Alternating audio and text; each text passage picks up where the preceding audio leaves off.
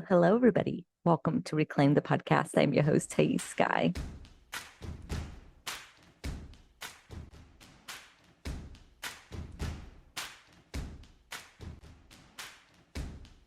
I'm trying something new here with my mic. We'll see how it goes. As you all know, I've been publishing my episodes on YouTube, and that has required playing with different setups to see what's going to work. And I'm trying it out and I'm figuring it out as I go. And there's a reason why I do this, both for myself and my own sanity, my own perfectionism, but also hopefully to model or to show that you can start messy and figure things out as you go. I work with depth coaches. I work with coaches who want to deepen their capacity to do really meaningful work while growing an ethical coaching practice in my mentorship for depth coaches.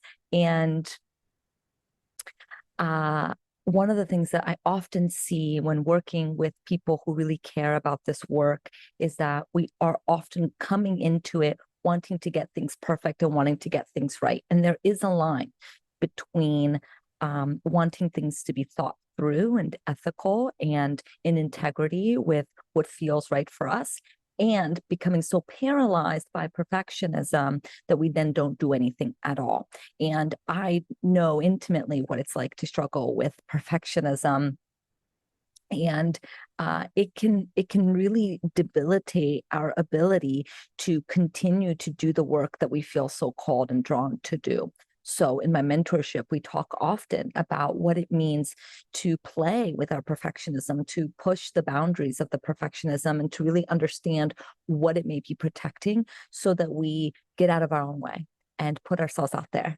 And so playing with YouTube and figuring out where I want to be and how I want to record, and do I use a ring light or not? Do I buy a webcam or not? And all of that is my kind of public way of saying that we don't have to have things figured out before we just do the thing. And then as we do the thing, we start to learn more and more about what is required and what is needed and what needs to be shifted and adapted. This is something that I've learned very early from my dad. I remember being so paralyzed about what I wanted to study in college and feeling like I had to make the right decision. I had to pick the right major. It was such a life and death moment at that time for me. Like, what was my major? And my dad's advice, his recommendation was just pick something. Don't go in undecided, because if you go in undecided, you're not going to have more data to then decide. So pick something, go for it, put yourself out there, and then you're going to be able to have more information faster about what works, what doesn't work, what you're interested in, what you're not interested in. And I really appreciated that advice then, and I've kind of taken it to heart, and I have seen the benefit of it. It's, of course, not applicable for all circumstances and for everything that we're trying to figure out what we want to do, but it's certainly something that I've seen continue to be helpful time and time again when it comes to doing new, scary things for my business. And speaking of my mentorship, before I get into the podcast episode today, which we're going to talk about gratitude, I do want to let you all know that I have spaces available in my mentorship. So my mentorship is a small group.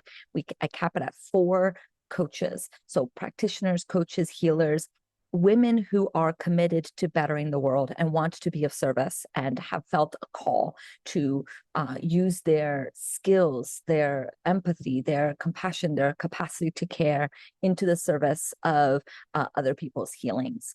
And what I have found is that often as coaches, you go in feeling like, well, you typically will either just start a coaching practice based on your own experience, or you'll do a coaching certification program. Either way, the programs aren't often robust enough to help us develop and strengthen our capacity to do this work. It gives us some frameworks, but it doesn't really teach us how to deeply listen to the person in front of us. And it can't. It's not the problem isn't the coaching certification programs. The problem is that it requires continued supervision and support in order for us to hone in our skill.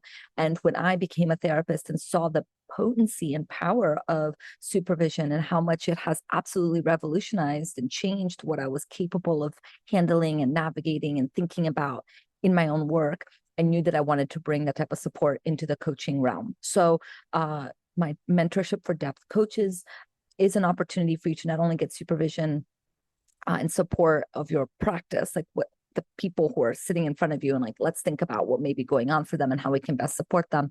But also, we talk a lot about the business side of things. How do we develop and grow our business? How do we put ourselves out there? How do we navigate the algorithms of Instagram? How do we find ways that work for us in a very noisy space? And so if you're interested, you can learn more by going to thaissky.com/mentorship. I'll be continuing to talk more about this space and about my thoughts about the coaching industry on my Instagram this upcoming month. If you're not following me on Instagram already, you're more than welcome to join me there. My handle is at I am Thaís Sky. I also put all of this in the show notes. Okay, enough of that. Let's get into the topic today. I want to talk about gratitude. This is a topic that I have talked about and dabbled and thought about throughout the years on my podcast. And I've at one point in time really believed that gratitude was a portal to something deeper. I really loved my gratitude practices. I had gratitude journal. I tried to write down 5 things I'm grateful for every day. Like, I really believed in the potency of gratitude. And then the pendulum swung the other way, where I just became so tired of the ways in which culture, the self-help industry pushes gratitude as this end-all be-all. And what often happens then when I'm working with people is that it becomes internalized as another thing that we're not doing enough of, like another thing that like we should be doing. We should be more gratitude. We should be more grateful. And then we feel a tremendous amount of guilt and shame, and we're bad and it's wrong if we're not constantly in touch with gratitude. And it's very hard to shake that belief because it is so prevalent. It's really captured the public's interest, this idea of gratitude, again, especially in the self-development, self-help world. And so, I just became sick of it. Like, enough. Like, it became a way that we try to, in some ways, gaslight our own pain. We're in pain, we're hurting, and then we say to ourselves, or other people say to us, you should just be grateful. And now suddenly we're at war, right? Suddenly we now have sides. We have the part of us that is in pain and the part of us that feels like the pain isn't warranted or shouldn't be this painful, or we should be able to just move through it if we just were grateful enough. Or if we're grateful enough, nothing bad happens to us. This is kind of the positive psych self-development twist on gratitude. And so I got tired of it. Like, fuck gratitude. I'm over it. Now, I'm finding myself more and more in the middle, and I've actually become more and more curious about what is gratitude and what is the benefit of fostering gratitude, or what does it mean when sometimes we find ourselves able to be grateful for things and sometimes we find ourselves struggling with our gratitude, and what role can gratitude play both in our healing and also in service of keeping ourselves stuck. Like, I've become more interested in like the phenomenon of gratitude rather than labeling it good or bad. And I'm hoping through this episode that maybe you'll be thinking more deeply yourself about what role gratitude may be playing for you in your life.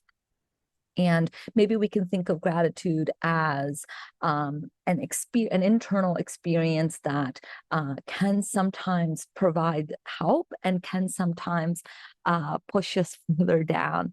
And it has its utility, and it also can be in the service of our self-loathing.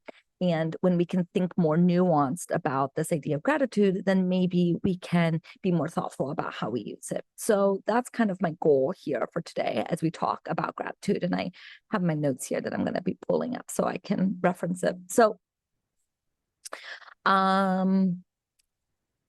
there was I was doing some research on gratitude, and I found this really wonderful paper all about the science of gratitude. And it's a pretty dense, like 70 some page paper, and I will put it in the show notes for all of you. But there's a couple of things that I pulled from the paper that I want to quote directly, because I think it's useful for us to frame this conversation. First, we have to define like what is gratitude, and that alone is a whole robust topic, because is it a feeling? Is it a mood? Is it a way of being? Like, what exactly is it? A value? Is it a virtue? Like, is it a right? Is it a feeling? Like it in and of itself, we have to figure out a way to understand what gratitude even is. And so I appreciated this paper for defining gratitude as a two-step process. The first step is recognizing that one has obtained a positive outcome. And that I think is interesting, the fact that positivity is a part of this. But anyway, and two, recognizing that there is an external source for this positive outcome. Okay, so that means the first part of gratitude is recognizing that something good happened, that there's something good here, whether something terrible happened, but there's like a lesson, or something really painful happened, but it gave us something else. Whatever it is, I'm going to use the word good instead of positive. I don't know. I feel like we're splitting hairs here, but for some reason, I really struggle with this idea of positive or negative. So I'm going to say good. But there's like a positive, something good came out of it, even out of the pain, right? So that's first. The first is the recognition that there is good. And then the second is that it came from something outside of ourselves. And this is really the crux of what I'm going to talk about today, is this idea that this quote that I've read by a psychoanalyst named Glenn Gabbard. And he said, he wrote a paper called Gratitude and Gratification. And it's a very, very good paper for therapists and psychoanalysts in thinking about what it means for us, our patients, our clients, to be grateful for our work. Anyway, one of the things that he said in that paper is to be grateful is to acknowledge dependency. And that's what sparked this whole topic that I want to share and think about with you all today. To be grateful is to acknowledge dependency. Like, let's break that down. And we can see it in the quote about defining gratitude, that it requires us to become open to the possibility that there's something that's not within ourselves that is good. We essentially have to be open to the fact that we are not a closed system, but that there's actually something outside of ourselves that can actually be good, and that we can actually take it in. That in and of itself can be a tremendous psychic process, because sometimes we operate in a closed system because we have learned that the outside world is not safe and that there is nothing good in the world. We often see closed systems in people who display symptomologies of like OCD and eating disorder and addiction. So what I mean by closed system is that we try to cut ourselves off from needing or depending on the outside to support ourselves. So with something like eating disorder, we go to food for nourishment, or we cut off food, we cut off nourishment from the outside. Either way, we're trying to use food to serve something for us, or to block something for us, rather than other people. So we sometimes will also refer to this as one person psychology, or this idea that the other is very dangerous and very scary and very bad. And there's many reasons why we may have come out of childhood having developed this idea that the other is dangerous, the other is bad. Not only if we grew up like in a violent home, but more nuanced than that. If we were constantly criticized by other people, if we were put down by people, if we were really devalued in some way, or continually made to feel like our mistakes were really bad and really wrong and a reflection of our badness, right? If we were communicated that in some ways, we start to learn that other people aren't going to actually provide anything good for us. And so we try to cut off other people. We try to cut off needing other people. We try to cut off being open to other people's minds, we start to envision that everybody's minds is just as terrible as the minds of the people that raised us. And so if everybody's minds is filled with criticism and judgment of us, similarly to how maybe our parents were filled with criticism and judgment of us, then that continues to support this idea that we really don't want other people's thoughts. We don't want people to open up their thoughts to us. We don't want to be dependent. We don't want to need people whose thoughts and feelings are going to be filled with judgment and criticism. So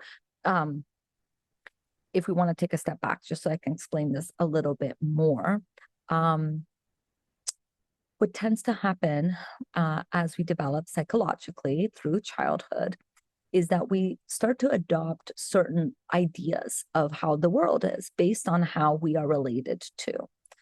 So they say that something by the age of 7, the majority of our sense of self, or who we are, how we understand the world, is pretty firmed up, so to speak. And that's a pretty young age. If you know of any 7-year-olds, it's like a pretty young, developmentally immature mind that is making all these sorts of conclusions about the world. And the conclusions that children make tend to come out of very subtle, and it's not like, let me rephrase this. Sometimes we think that, well, that doesn't make sense. It doesn't apply to me because I didn't experience any significant trauma as a child. It doesn't have to be a significant trauma, but it does. It just is a part of life. Like, things are happening to us, and sometimes it's even the nuance, the subtle, the offhanded comment that our mother makes that we internalize the deepest. So it doesn't. The bigness of the circumstance isn't relevant when we're thinking about what forms our psyche. Big, small, it doesn't matter. All of it is data that then our little mind uses to try to make sense of the world. And it's using very limited data, right? Few interactions with a few number of people. And it draws really big conclusions about how the world works. So if you are interacted to in a way in which the main caregiver's mind is, again, in this example, filled with criticism, attacking you, nothing that you say is good enough, everything that comes out of your mouth is scrutinized, is judged. Sometimes, this is of course not all people, there's a lot of nuance here, but sometimes we may come out of that experience believing that that's most people's minds, that our caregivers' minds is actually everybody's minds, that everybody thinks that way, everybody operates that way. And so why would we want to be open to that? We don't. So we close ourselves off psychically from needing and depending on other people. This comes back to gratitude, I promise. Now, what do I mean when I say dependency or needing other people? Well, we can understand that we will always need people, that we need people. We can understand that maybe in the way that, like, we need people to feed us, right? Like, most of us are not self-sustained in how we eat. We go to the grocery store, we buy things. Somebody had to package those things. Somebody had to grow those things that we're eating. So we can understand that from like a societal perspective of, like, we need each other. My work especially is very dependent on other people. It depends on people. I need to depend on people. We all need to depend on people. We depend on people to stop at a stop sign when we're driving in order for us to go. Like, we're constantly depending and needing people. But for some of us, we have been taught that to need and depend on people is quite dangerous. Because people aren't dependable. People are disappointing because of a variety of reasons. And so now, as an adult, we may really struggle with this idea of dependence. And for some of us, especially parentified children or children who felt like they really were alone and had to raise themselves, or very independent people, will really struggle with this idea, because part of what it means to be independent is to truly believe that we don't need other people. We can actually be self-sufficient. We can do whatever we need to do. I talk a little bit about this in my episode on inner child healing, and how the limits of inner child healing, of course, is that for those of us who are highly independent, we may be gravitating towards inner child healing because it is self-sufficient, because then we just be the mother that we didn't have, and like, boom, answer is solved. We don't need other people. We can now be everything that we need to ourselves. And of course, to an extent, we do need to find ways to support ourselves. But I think oftentimes we are so afraid of depending on people that we use the word codependent to then mean, see, I can't need other people. I can't be this impacted by other people. I can't really let people in because then I feel out of control. All of that, this fear of being dependent, this fear of needing people, this fear of reliance, all of that will inherently, I believe, the kind of premise that I'm making here, the hypothesis that I'm putting out to all of you, is that it is going to then be difficult for us to experience gratitude and gratefulness out of a place that's not just trying to change our mood or trying to change our affect, our state of mind, but really like an internalization of interdependence. Because if we can't rely on people, if we can't open ourselves up that other people have something good for us, then as a closed system, we're inherently not going to be able to recognize that there is an external source of something good, which again is part of the definition that I pulled here of gratitude. Okay, so let's continue to play with this idea as I go in through in some other forms. Another thing I really liked about this paper is the different types of gratitude. So some psychologists categorize it as 3 types. There's the gratitude as an affective trait, so one's overall tendency to be of a grateful disposition, so personality, so something really embedded in us. We see this, right? We see how some people just have this proclivity, this propensity for gratitude or for seeing things in a good light. And I think many of us envy that position because we imagine that if we experienced life that way, then it would somehow numb out or cut out the pain. And I think that's a lot of what the self-help world is trying to create within us. It's actually trying to change our personality structure so that we are in a space of eternal gratitude. But I think what I'm, again, theorizing here is that it's actually less about doing gratitude exercises and more about really grappling with what it means to be dependent, codependent, interdependent, et cetera, et cetera. Okay, so and how also, by the way, to learn to be interdependent is not the same thing as learning how to be happy. And again, I think we often use this kind of positive psych idea that if we are more grateful, then we won't be happier and less bad things will happen to us. And that's kind of like an omnipotent wish, right? A wish that we could somehow control the things that happen in our lives, which is very manifesty 101, right? Like this idea that we can really control the energy and the frequency of our lives by changing how we think. And if we are just more grateful, then gooder things are going to happen to us.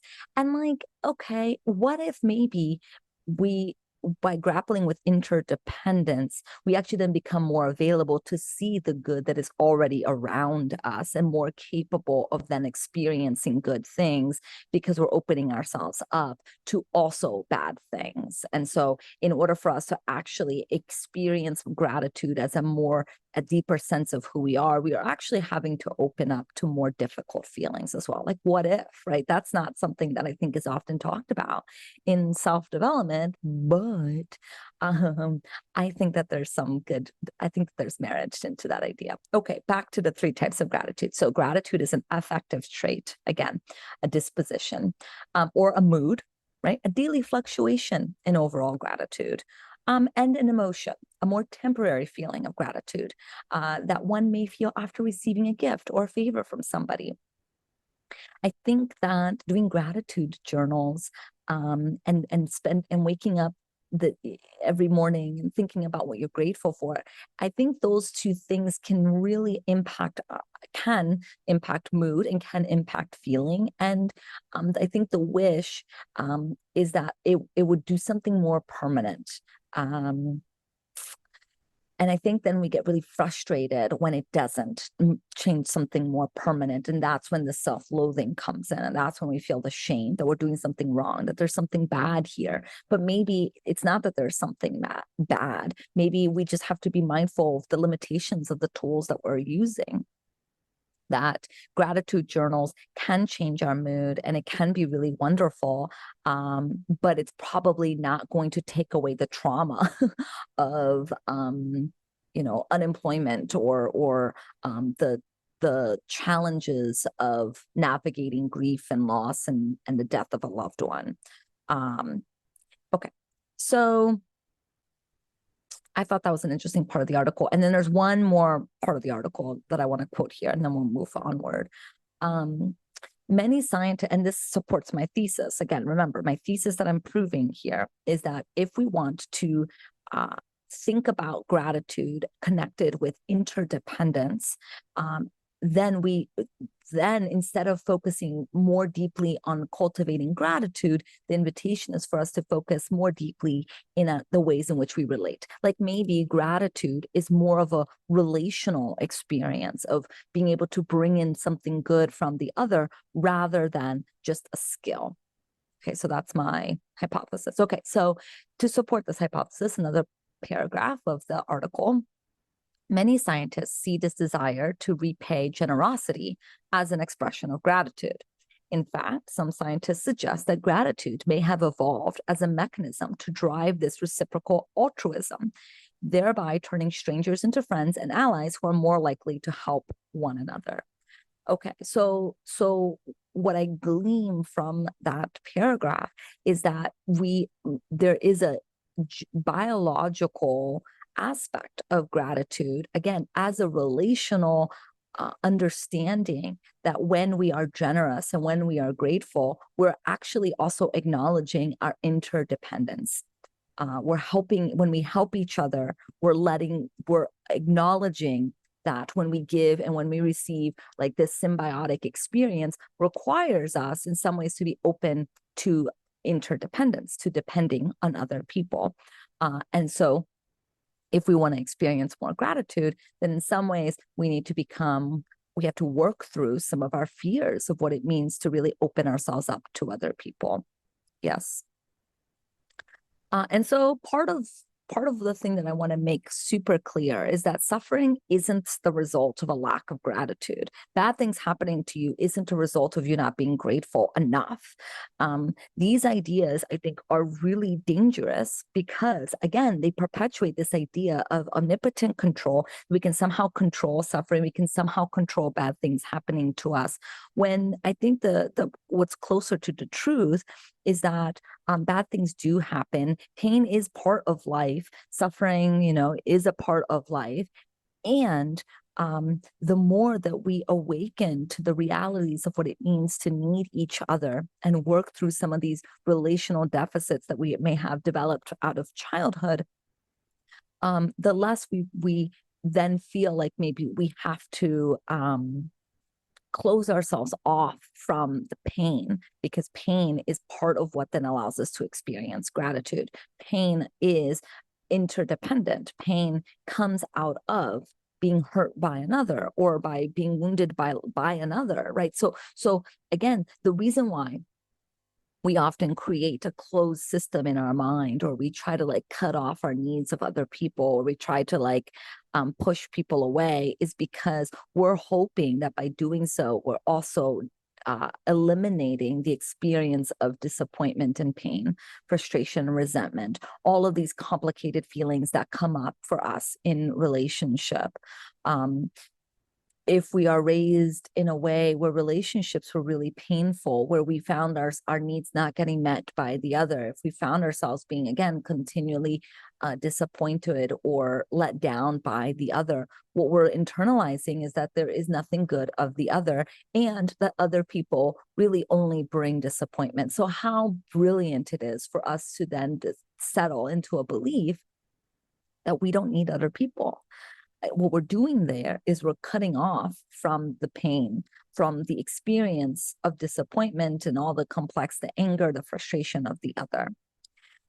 If we cut off these things from ourselves, as much as it may have been really beneficial at a point in time. Now, as an adult, when we cut off our capacity to be with certain experiences that are difficult, like anger, like pain, suffering, resentment, etc., we are also cutting off our ability to experience the good as well, the things that bring us joy and happiness. Again, these things are connected to each other, like the night and the moon, or like the moon and the tides. They're very intricately tied to each other. We cannot cut off one without cutting off the other. So if we want to experience more of a disposition of gratitude, or a way of being in the world where we can experience more good and be in touch with how good some things are, then we must look at the pain of the past, to work through the pain of the past, do that healing work. But also grapple with what it means to have needs, what it is to rely on people, what it means to open ourselves up to vulnerability and intimacy and closeness. Again, this is the theory that I'm proposing here for all of you, that gratitude is born out of relationships. It's born out of a capacity to tolerate a good in another. Now, what Glenn Gabbard talks about in his paper that I pulled this quote from, again, I'll read the quote again. To be grateful is to acknowledge dependency. What he talks about in the paper is that some of us cut ourselves off from being able to be grateful to other people, because to be grateful means to also acknowledge that we didn't have something before, that we didn't possess this good thing, that this good thing comes from another, comes from the outside. And this can then stir up feelings of envy, or feelings of lack, or feelings that were not good. Because if we were self-sufficient, if we were fully good, if we were capable of experiencing all the good stuff inside, then we wouldn't need goodness outside of us. Again, this is the argument that's to be made, that by cutting our ability to be interdependent, or to need other people, the hope is that we can generate all that within ourselves. And so to be grateful means to acknowledge that we do lack something, that we don't have something. And that can be so difficult for some of us. It forces us to then grapple with envy, that somebody else can do this for us, can help us in this way. Oh, that feeling can be absolutely terrible. Envy can be such a difficult feeling to sit with and grapple with, because envy, at the core of envy, is a desire to destroy the other. Because in a way it feels like they're destroying us. I like to separate envy and jealousy, and think of jealousy more as like, I want something that they have. The example that I'm thinking is I've read this somewhere. This isn't my original thought, but it's this idea of like, this person has a scarf. I love the scarf. I want the scarf. So I ask her where she got the scarf, and then I go to the store and get the scarf. That's jealousy. Like, I want something that she has. I love that she has it. I want it. So I'm now going to go and get it. Whereas envy is, she has a scarf. I want that scarf. I want to steal her scarf. I don't want her to have the scarf. And so I want to destroy the scarf. I don't even care ultimately if I get the scarf. I just need her to not have it. I want it to be destroyed, and I want to destroy her for having something I don't have. That is often what we're grappling with when we're thinking about gratitude, is that to acknowledge dependency, to acknowledge that we need other people, means to acknowledge that there's something that other people have, a goodness, a positive attribute, something that they have that we don't have. And that can be really, really terrifying. It can be terrifying if people are not safe. It can be terrifying if we really struggle with envy. And so it makes a lot of sense that then we would struggle with feeling any sort of gratitude, or any sort of like goodness that can come from another. And instead, what we want to do is destroy the other. This is true for we all have this. We all have, even if it's small, we all have this, okay? Like, this is, I think, so embedded in part of the human experience, is grappling with goodness that come from other people, what it means to be good within ourselves. If we really lack a sense of goodness in ourselves, you may think that then we would want to bring in goodness from other people to fill that in. But what can sometimes happen is if we really struggle with feeling like we're good or we're worthy or we're capable, like if we really struggle with this sense that like we're terrified that we're actually really bad, that we're monstrous, that there's something really wrong with us, then to imagine that somebody else can bring something good in, then puts us in touch with maybe we really are bad. And so then we don't want the other good. We don't want the goodness from the other because it evokes too many difficult feelings for us about lack, about deprivation. Another thing that Glenn Gabber talks about in his article, again, the quote, "To be grateful is to acknowledge dependency," is that when we're accepting something from somebody else, now we're talking about like a one-on-one healing relationship like psychotherapy. Let's say that you're in therapy and your therapist is able to do something for you that you've never experienced before. Like your therapist is able to take in your anger. Your therapist is able to kind of stay in it with you while you're grappling with your frustrations towards the therapist, or your therapist is like they're listening to you and wanting to be curious about why you feel like the therapist is failing you. Like all these like complicated feelings and like the therapist is in it with you. What may happen is that you realize that this feels really good. Like you really have been wanting this. You've been wanting someone who's able to be in these difficult feelings with you, and you're finally getting it. But to finally get it means that you also now are realizing what you didn't get when you were young, right? Like what you kind of should have gotten. Like why couldn't, my mother, for example, in this example, why couldn't my mother tolerate my anger towards her? I was 5. Like she should have been able to like let me say, I hate you.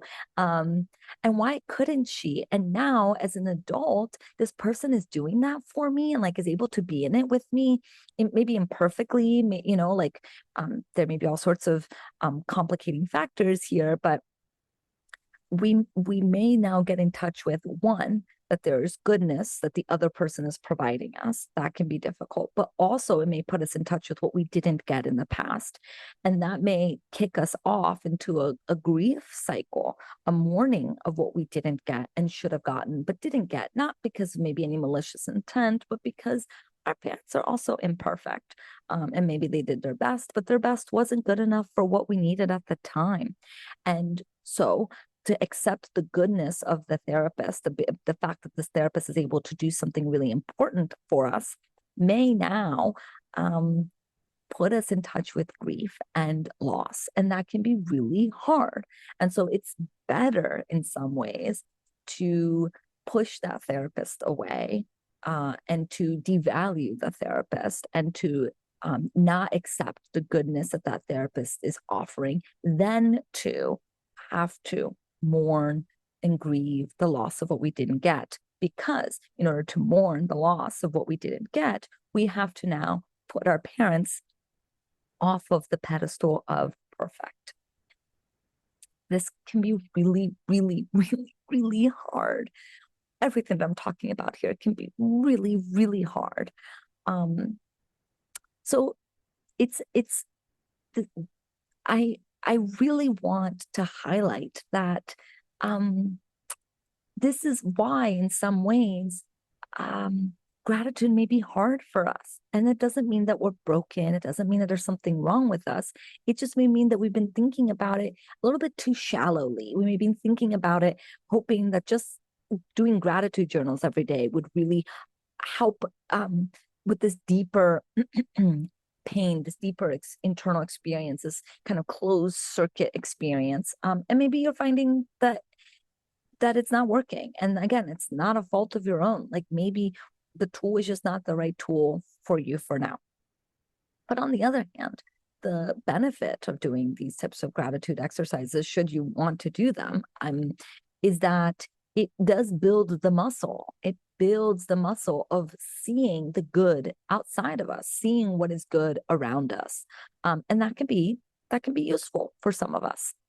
But I have one more point I want to make before I wrap up here in this conversation of gratitude. And it's this idea of like, where are you putting your gratitude? Because I think gratitude can often be used as a defense and not a virtue. It can be used as a way to defend against pain rather than opening ourselves up to what may be good out in the world. So sometimes we may use gratitude when we want to deny or avoid certain internal experiences. And then if we do that, well, we're hoping that gratitude will bypass something, that it will be able to do something that it just can't do. It won't really work. And so one of the ways that we can kind of start to think about whether or not we're using gratitude to defend against pain, or we're using gratitude to build up our capacity to tolerate pain, is notice the timing of when you use it. And notice when you lose sight of it. Because the flip side of this is that sometimes we go so far into the badness of our internal experience, or the badness of the relationship, that we really split off anything good that the other person may have to offer us. And we may feel so out of touch with anything good, anything grateful, that may also be an invitation for us to think more deeply. Like, how is it that yesterday this person was wonderful, and today I just absolutely hate them? There's nothing good that they've ever done, ever. Like, what's going on there? Why is it that one day we're able to feel so grateful for our strong, healthy bodies, and then the very next day we hate our bodies, and our body's the ugliest, grossest thing we've ever seen? Like, when we lose sight of the goodness, like, what is happening for us? What changed? What shifted? What's being maybe denied or avoided when we go into thinking that we should just always be grateful, or everything is really bad and terrible? When we split things off or see this as a binary, right, where there's either all good or all bad, it's probably serving a function to keep something away from our psychic, from our minds, right? Like, something has gone unconscious. And there may be an opportunity there for us to examine that more closely so that we can be a little bit more integrated. Because true gratitude is not the denial of bad, right? I think I've been making this point abundantly now, but true gratitude, I mean, the type of gratitude that like feels to me like it really touches me, like when I'm able to be really grateful for something, it's not because I'm avoiding the bad. It's because I'm able to be in touch with the good despite the bad. Like, I'm able to be in touch with both, and I am seeing just in that moment how good the good is. Okay, so noticing the timing of when we're using gratitude can be so informative into what's going on for us psychically. Like, what function is the gratitude serving? And a good example of this is when we're talking to somebody about, let's say, our family. Let's say we're talking to somebody about our fathers, and we say something like, yeah, my dad really hurt me when he did this thing, but I'm really grateful for the fact that like he was there, he was there at all, and like I'm really really grateful for his existence and the fact that he's there, and we just kind of go on and on about the gratitude. If we're only talking about how we're grateful for somebody when it piggybacks off of how we're angry or upset or frustrated at that person, that is an invitation to consider that maybe the gratitude is being used to pull us away from the pain of the person. Like, if it's two together, if we can't talk about how angry we are at the person without at some point flipping to why we're grateful for them, there's a couple things that we may consider. Are we imagining that the other person is judging us for not being grateful, and that's why we feel like we have to do it? Or are we trying to protect psychically in our own minds? Are we trying to protect the person that we're talking about by moving into gratitude? We do this so often. We psychically protect people by not letting ourselves really get in touch with certain feelings about them. Again, this has nothing to do with actually talking about them. I'm talking internally, inside of ourselves. We protect other people from our anger, inside of us. It's really remarkable how we do this. We can't bear talking badly or talking truthfully about the pain that our father caused us without feeling disloyal or feeling like we're complaining, feeling like we're doing something wrong. So we immediately move to trying to be grateful to protect our father, in this example, inside of ourselves. That is so interesting to me. And often that's a sign that we're terrified of our own feelings about this person, because for a multitude of reasons, one of which may be that those feelings weren't tolerated relationally. We weren't able to say to our father, I'm angry at you, and then have that father stay in relationship with us. So now we're doing it internally to ourselves, where we can't imagine that we could be angry at our dads and also stay in relationship with him. Internally, we feel like we're being disloyal, we're risking rejection, we're risking something really important. So notice when you're using your gratitude, are you using it in these moments when we're trying to pull away from talking truthfully about an experience that we're having or that we had? That's different than if we were kind of reflecting on our father in this example, and just having this moment of gratitude for him, and for how good the relationship is, knowing that there's also aspects of ourselves that is angry with him. It's a different experience. We can feel the difference. And if you want to fine tune this, start to notice when you're using your gratitude. When are you saying, oh, but I am grateful? Like, when are you talking about the grateful things? Is it always in the context of trying to deflect from the pain of the relationship? I get why we do this, for all of the reasons and probably more that I've named. But I think what it denies us is an opportunity to really then know ourselves and work through our experience, our feelings like anger towards that person inside of ourselves.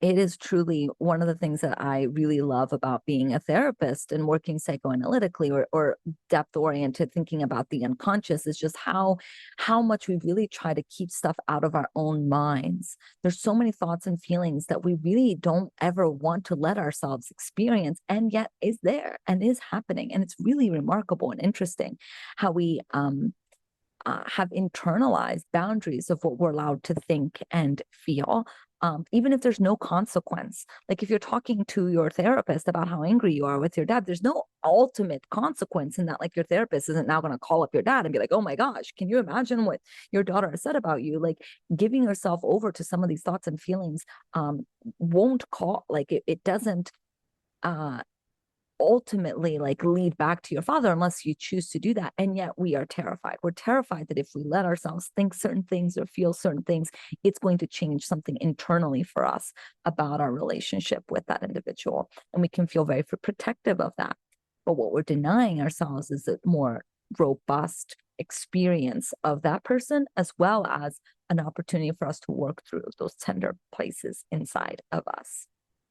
Okay, so I think I'm getting to the end here of this conversation. I really, really love thinking about gratitude as a relational skill, even if we're talking about gratitude towards inanimate objects or spiritual or religious, if we're talking about gratitude towards God or talking about gratitude towards our animals or gratitude towards earth. Even if we're talking about it in terms of inanimate things, I think our capacity to see that there's good outside of us comes out of relationships. And so working through what it means to depend on people, to rely on people, to open ourselves up to people's goodness, I think will help us expand what we are able to then be in gratitude towards. And it's, and if you want to do your gratitude journals, like, by all means. For me personally, like, especially when I'm struggling to fall asleep, my mind is whirling and twirling and I'm having a lot of um, heavy and difficult thoughts before bed. Doing a gratitude exercise, and I like thinking specifically, like, what, instead of, oh, I'm grateful towards my parents or I'm grateful for my partner, to think like, what specific things am I grateful for in my parents or I'm grateful for in my partner? Like, oh, I'm grateful that I had a good day. What specifically about the day felt really good? Like, getting as specific as possible can really help stir up those good, yummy feelings, which can help us then find more ease in our sleep. So there's definitely a place for these kind of gratitude exercises. But I want us to be careful not to use them to invalidate and devalue the pain and suffering that we may also be grappling with. We know that we're truly moving towards a more grateful space within ourselves when we're actually expanding our ability to be able to tolerate the difficult things. And why would we do this, by the way? Like, why would we want to move into a more grateful space? Well, because I think that in some ways that's what it means to work into our healing or into our wholeness or into a more spacious capacity to experience inner peace. Like, the reason why we're even doing self-help, self-development, I think that's why we're wanting this, right? Because we want to experience more good. And there is so much good around us. And sometimes it can be really hard to feel that and to experience that. That's why we're doing this, yes. And so, as always, we experience more good by expanding what feels good and also expanding what feels bad. And I know that's counterintuitive, but inner peace doesn't come from cutting things out. It comes from expanding more of what we experience and being able to hold it and tolerate it instead, rather than reacting and pushing away. All right, so I'm going to end this episode on that note. Thank you all for being here and for watching this on YouTube. If you're watching this, I appreciate all of you, and I will be back in a couple weeks.